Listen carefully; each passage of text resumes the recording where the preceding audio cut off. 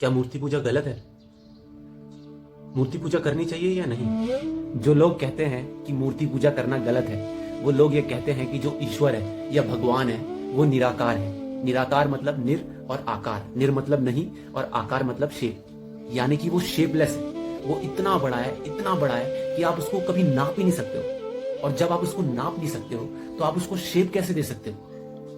आप कोई भी चीज को शेप तभी देते हो जब आप उसको नाप लेते हो, मगर जिसे आप नाप ही नहीं सकते हो आप उसको शेप कैसे दे सकते हो? तो वो कहते हैं कि आप मूर्ति के द्वारा उसको कैसे डिफाइन कर सकते हैं, उस निराकार को, क्योंकि मूर्ति भी एक तरीके का शेप ही है ना।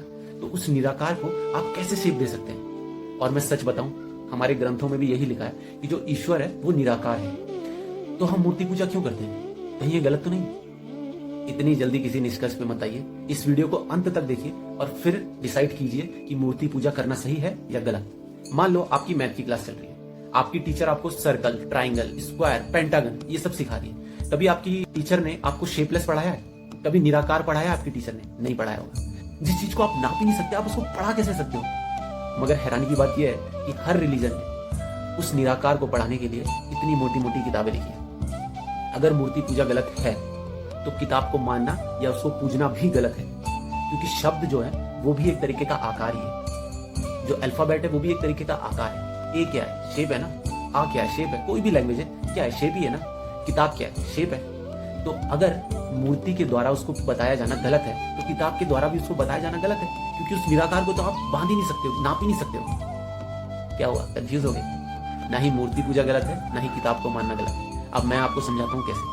जैसे स्पेस है, स्पेस इनफाइनाइट है, उसको आप नाप नहीं सकते हो, मगर उस इनफाइनाइट में से जितना हम आसपास का स्पेस अपने जान पाए, पृथ्वी के आसपास का स्पेस जितना हम नाप पाए, चांद, मार्स, सन, थोड़ा बहुत जितना भी हम जान पाए उतना हम आपको बता सकते हैं। तो सेम भगवान का कॉन्सेप्ट भी यही है। उस निराकार में से, उस एंडलेस में से हम पूरा आपको कभी डिफाइन नहीं कर सकते, मगर उस एंडलेस में से जितना हम उसको जान पाए हैं, जितना थोड़ा बहुत, उतना हम उसको किताब या मूर्ति के माध्यम से समझाते हैं। जैसे आपने सरस्वती माता की मूर्ति देखी होगी, उनके एक हाथ में है किताब, दो हाथ में है वीणा और चौथे हाथ में है माला। तो अगर आपको कोई भी स्किल, कोई भी कला सीखनी है तो उसका जो पहला इंडिकेशन है सरस्वती माता का वो है किताब। आपको उस कला की थ्योरी पढ़नी पड़ेगी। आपके जो भी गुरु हैं वो आपको या तो मुंह से बोल के या तो लिखित में आपको थ्योरी समझाएंगे। अब उनका सेकंड इंडिकेशन आता है वीणा। अब जो थ्योरी आपने पढ़ी है अपनी स्किल की, अब उस थ्योरी को आपको प्रैक्टिकल करना है। अगर आप क्रिकेटर हो तो आपको नेट प्रैक्टिस करनी है। अगर आप फैशन डिजाइनर हो तो आपको कपड़े पे उसकी प्रैक्टिस करनी है। अगर आप आर्किटेक्ट हो तो आपको बिल्डिंग के मटेरियल पे अपनी प्रैक्टिस करनी पड़ेगी। अगर आप कार ड्राइवर हो तो आपको कार में अपनी प्रैक्टिस करनी पड़ेगी। फिर आता है थर्ड इंडिकेशन माला। माला को क्या करते हैं? जपते हैं बार बार बार बार बार बार। आपको अपनी कला के साथ भी यही करना है। पहले उसकी थ्योरी पढ़नी है, फिर उसका प्रैक्टिकल करना है। अब इस प्रैक्टिकल को इतना प्रैक्टिस करना है, इतना प्रैक्टिस करना है, माला की तरह बार बार बार बार इतना रिपीटेशन करना है कि आप उसमें एक्सपर्ट हो जाओ। तो ये है सरस्वती माता की मूर्ति के पीछे का इंडिकेशन, ज्ञान। सरस्वती माता इनफाइनाइट है, उनको हम कभी समझा ही नहीं सकते, उनको कभी हम एक्सप्लेन ही नहीं कर सकते, क्योंकि आप विद्या कितनी भी सीख लो वो हमेशा हमेशा ही कम पड़ेगी।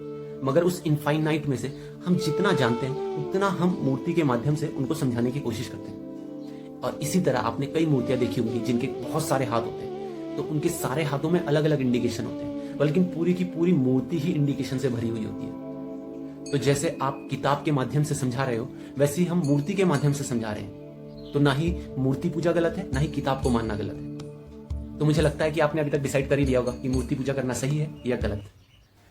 अगर आपको मेरे वीडियो से थोड़ी भी इंफॉर्मेशन मिली हो तो इसे शेयर कीजिए, लाइक कीजिए, कमेंट कीजिए और मेरे चैनल को सब्सक्राइब कीजिए और बेल आइकन को दबाना ना भूलिए ताकि अगला वीडियो आप तक पहुंचता रहे। बहुत बहुत धन्यवाद।